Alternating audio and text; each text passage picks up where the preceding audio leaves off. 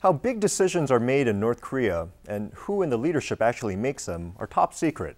And it's almost unheard of to actually get an explanation for these decisions. The dismissal earlier this week of Ri Yong-ho as Army Chief of Staff was no exception. Officially, the 69-year-old Ri was replaced because of ill health, but there's speculation that he was purged. To help us understand what this means, we're joined today on Skype by Charles K. Armstrong, Director of the Center for Korean Research at Columbia University. Thanks for joining us today. Nice to be here.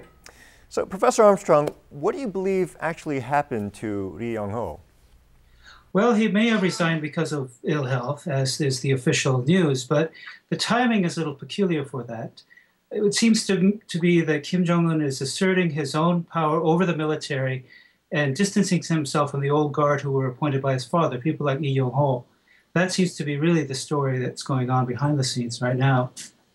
Now, if Kim Jong-un is declaring his independence from his father's advisors, do you see him trying to do things differently? I mean, do you see any kind of new economic reform efforts in the cards?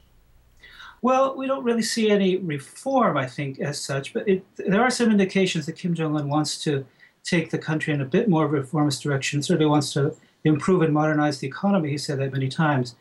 One of the things that's striking, however, is there's a big construction boom that's just finished in Pyongyang, 45-story brand new apartments that have been set up in the last year.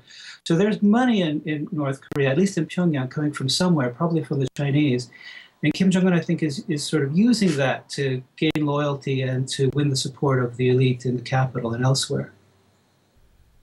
Now, from what you've seen on the ground and in light of the latest news about the changes in the military, how would you advise the U.S., South Korea, and other interested parties in terms of dealing with North Korea going forward?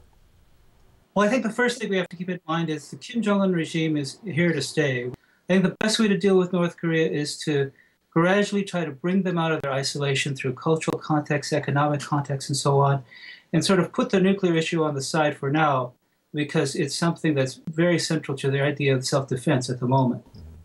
Great. Well, thank you so much for your insights. We really appreciate it. Thank you very much. Charles K. Armstrong is a professor of Korean history at Columbia University in New York City. He has a book coming out soon called Tyranny of the Weak: North Korea and the World.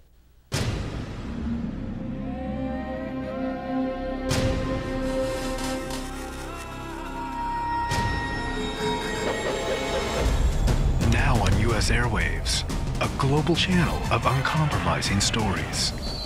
World news, documentaries, entertainment, and culture. Link TV, connecting you to the world. For more information, visit linktv.org.